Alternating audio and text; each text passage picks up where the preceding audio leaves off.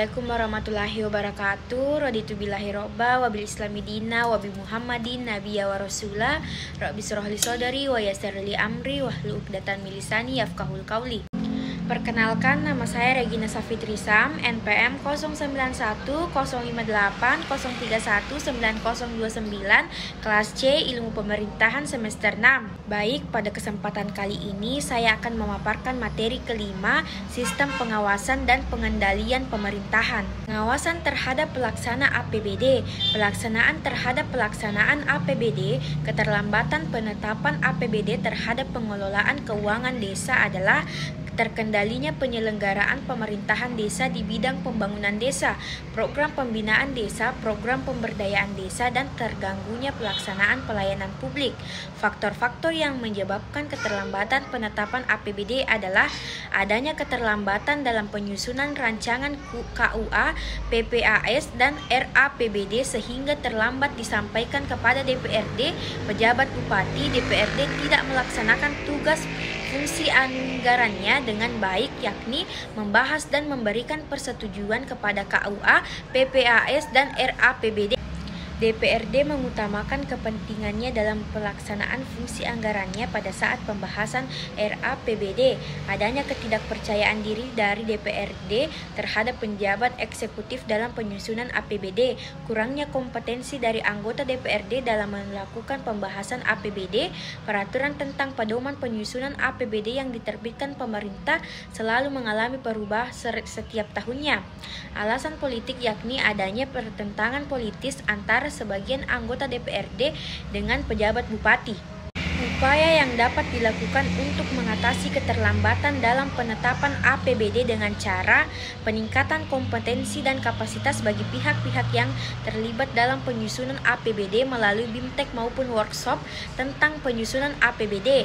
Dalam pelaksanaan BIMTEK tersebut perlu adanya penggabungan peserta dari TAPD, Kepala SKPD, dan anggota DPRD, membina hubungan harmonis antara eksekutif dengan legislatif.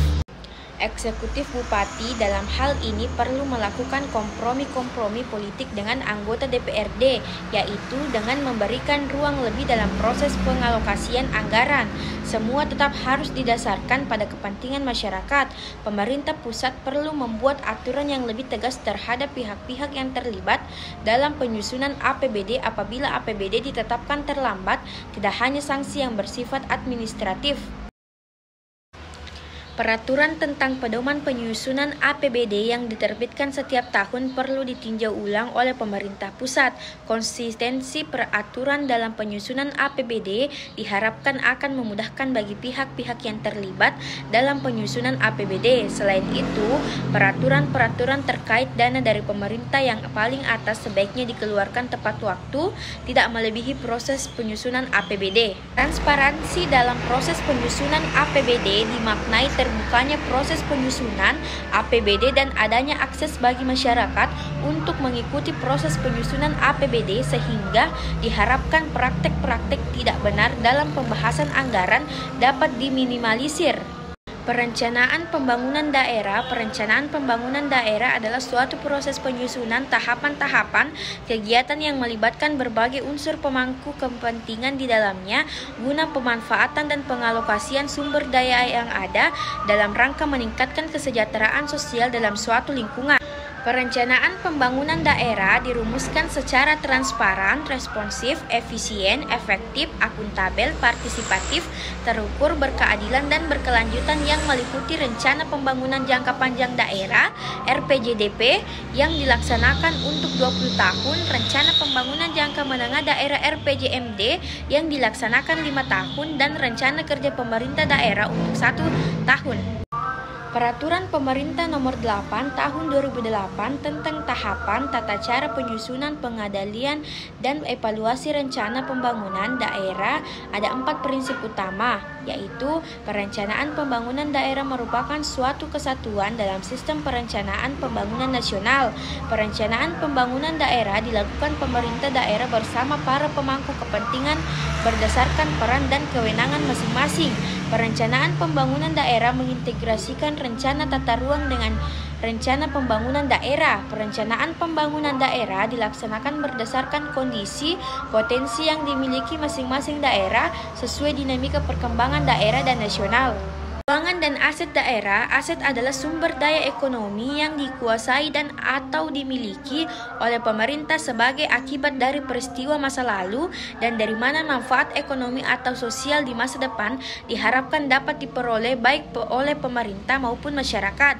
Dalam Permendagri nomor 17 tahun 2007, bahwa yang dimaksud dengan pengelolaan barang daerah adalah suatu rangkaian kegiatan dan tindakan terhadap daerah yang meliputi 1. Perencanaan, kebutuhan dan penganggaran, 2. Penggadaan, 3. Penerimaan, penyimpanan dan penyaluran, 4. Penggunaan, 5. Penatausahaan, 6. Pemanfaatan, 7. Pengamanan dan pemeliharaan, 8. Penilaian, 9. Penghapusan, 10. Pemindahantanganan, 11. Pembinaan, pengawasan dan pengadilan, 12. Pembiayaan dan tuntutan ganti rugi. Prinsip-prinsip dasar dalam pengelolaan aset daerah secara efisien dan efektif serta menciptakan transparansi kebijakan pengelolaan aset daerah.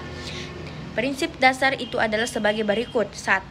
Adanya perencanaan yang tepat. 2. Pelaksanaan atau pemanfaatan secara efisien dan efektif. 3. Pengawasan monitoring setelah adanya penyusunan perencanaan yang tepat serta diikuti dengan tahapan pelaksanaan. Maka prinsip dasar ketiga atau yang terakhir adalah tahapan pengawasan. Baik, itulah tadi yang sempat saya paparkan. Apabila ada kurangnya mohon dimaafkan. Saya akhiri. Assalamualaikum warahmatullahi wabarakatuh.